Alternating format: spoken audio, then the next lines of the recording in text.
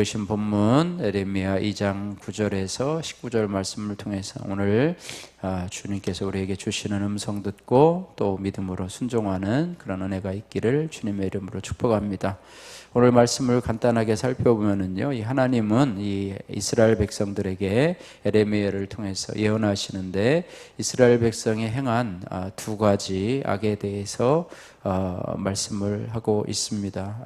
13절에 보면 그들이 생수되는 생수에 근원되는 나를 버린 것과 스스로 웅덩이를 판 것이다, 이렇게 말씀하고 있는데요. 이스라엘 백성이 바벨론의 포로가 되고 또 그 땅이 황폐하게 된 것도 그들이 여호와를 떠났기 때문이라, 이렇게 말씀하고 있습니다. 그러면서 애굽과 아수르로 간 이스라엘의 악이 그를 징계할 것이고 징계할 것이라고 하나님께서 말씀해 주고 있습니다. 먼저 9절에서 13절 말씀을 보시면은 터진 웅덩이에 대해서 말씀을 하고 있습니다. 그래서 13절에 보면 그것은 그물을 가두지 못할 터진 웅덩이들이라, 이렇게 말씀하고 있습니다.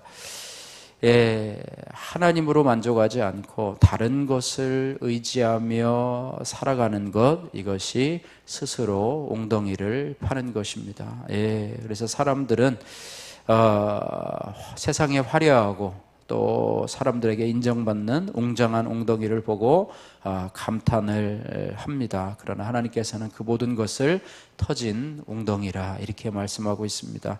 아무것도 가두지 못하고 또 그것을 품지도 못하는 터진 웅덩이, 그죠? 뭐 깨진 항아리처럼 아무리 항아리에다 물을 부어도 밑에 다 새는 항아리와 같이 웅덩이도 물을 가둬두기 위해서 만들지 않습니까?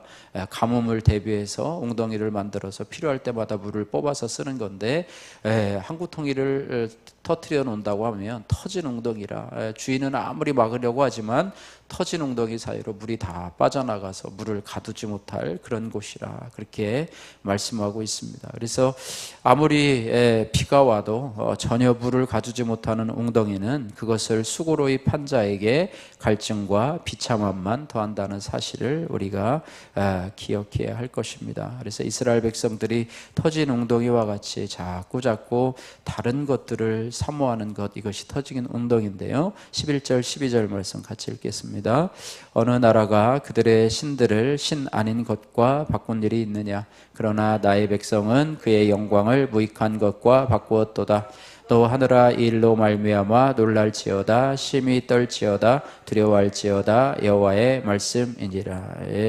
하나님의 영광, 터지지 않을 웅덩이와 같은 하나님의 영광을 터진 웅덩이와 같은 무익한 것으로 바꾸었다, 이렇게 말하고 있습니다. 그래서 내 백성이 두 가지 악을 행하였나니 13절에 곧 그들이 생수의 근원 대신 나를 버린 것과 스스로 웅덩이를 판 것인데 그것들은 물을 가두지 못할 웅덩이니라, 이렇게 말하고 있습니다. 그래서 하나님을 버리고 행하는 나의 모든 수고와 열심은 생수의 근원 대신 예수 그리스도를 옆에 두고 터진 웅덩이를 파는 것이다. 그래서 생수의 근원은 바로 하나님이시고 또 예수 그리스도이시다. 그래서 요한복음 4장 14절에 그리스도는 영생하도록 솟아나는 생명수가 된다. 그 물을 마시는 자는 영원토록 목마르지 아니한다, 이렇게 말씀합니다. 그래서 예수로 말미암아 만족을 얻는 자는 그로 인해서 영원한 생명수를 마시지만 예수로 인해서 만족하지 못하는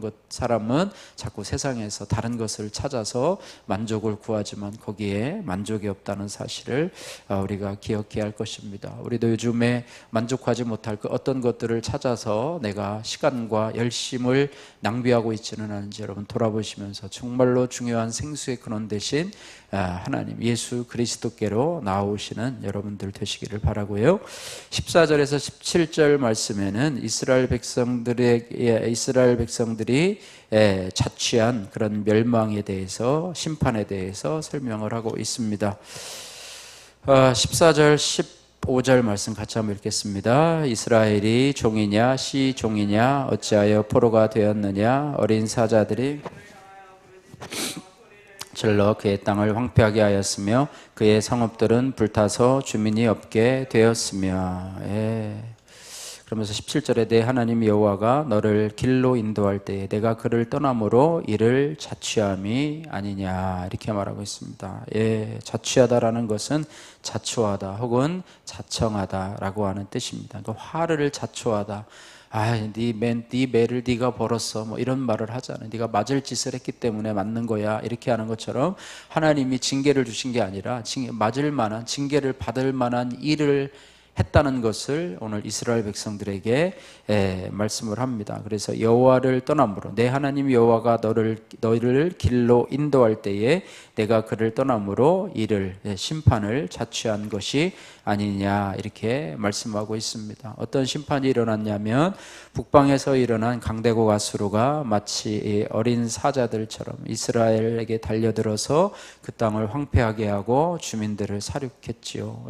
이스라엘은요 강대국이었던 남쪽의 강대국이었던 애굽의 도움을 얻기를 기대했지만 그 애굽은 도움을 주지 않았을 뿐만 아니라 오히려 이스라엘의 멸망을 재촉하게 되지요. 이 모든 것이 바로 이스라엘이 하나님의 인도를 거부하고 떠남으로 자초하게 된 것이다 이렇게 말하고 있습니다.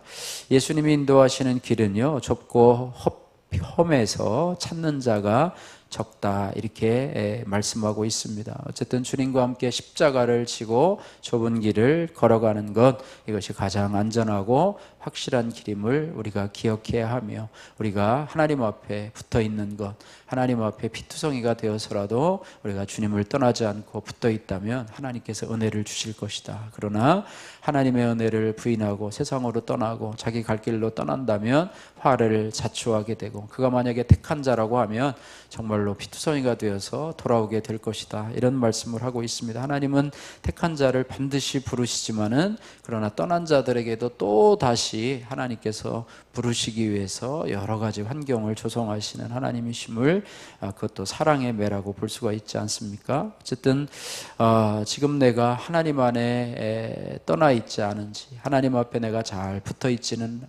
있는지를 여러분 돌아보시면서 늘 은혜 안에 말씀 안에 늘 거하시는 여러분들 우리의 마음이 세상을 향해서 떠나지 않고 또 우리의 시간과 열심이 세상을 향해서 떠나지 않는 우리 자신이 되기를 소원합니다.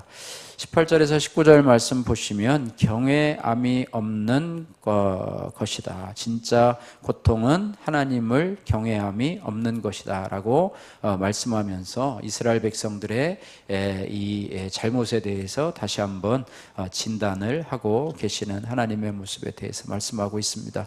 이스라엘 지도자들은요 하나님보다도 강대국을 더 의지했기 때문에 친애굽파와 친아수르파로 나뉘게 되었습니다. 그래서 하나님이 이 강대국보다 더 큰 힘을 가진 바벨론을 일으켜서 이런 이스라엘의 불신의 악과 반역을 징계하고 있다고 하는 것입니다. 18절 말씀 같이 읽습니다. 내가 시올의 물을 마시려고 애굽으로 가는 길에 있음은 어찌 됨이며 또 내가 그 강물을 마시려고 아수르로 가는 길이 있음은 어찌 됨이냐. 19절까지 읽습니다. 내 악이 너를 징계하겠고 내 반역이 너를 책망할 것이라. 그런즉 내 하나님 여호와를 버림과 내 속에 나를 경외함이 없는 것이 악이요 고통인 줄을 알라. 주 만군의 여호와의 말씀이니라. 아멘.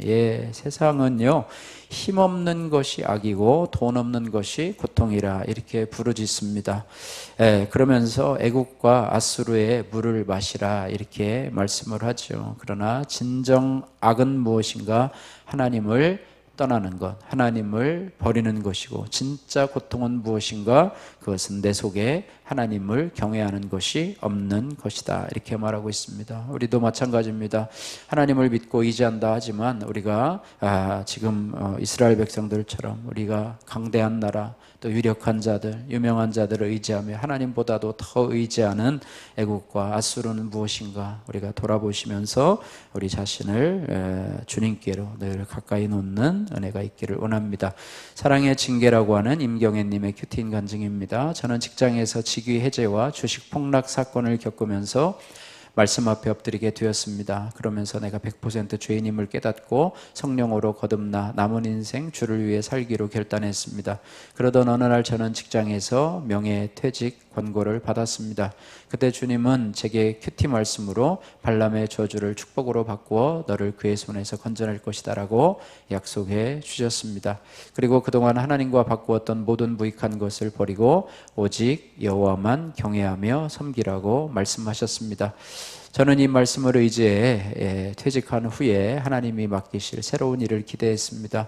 하지만 하나님이 허락하신 일은 제가 생각지도 못한 요양보호사였습니다. 기대는 곧 실망으로 바뀌었고 저는 기껏 이런 일 하라고 직장을 은퇴하게 하셨냐며 하나님을 원망했습니다. 그러자 이번에도 주님은 저의 온전한 믿음과 구원을 위해 저를 잠시 천사보다 못하게 하신 것이라며 큐티 말씀으로 위로해 주셨습니다. 그렇게 저는 억지 순종으로 요양보호사 자격을 취득한 후에 복지센터에서 일하게 되었습니다. 그런데 근무 첫날 말씀을 묵상하다가 과거 저의 낙태죄가 떠올랐습니다. 그러면서 이 일이 저희 죄로 인한 하나님의 징계이고 이 징계가 저를 위한 하나님의 참사랑임을 알게 되었습니다.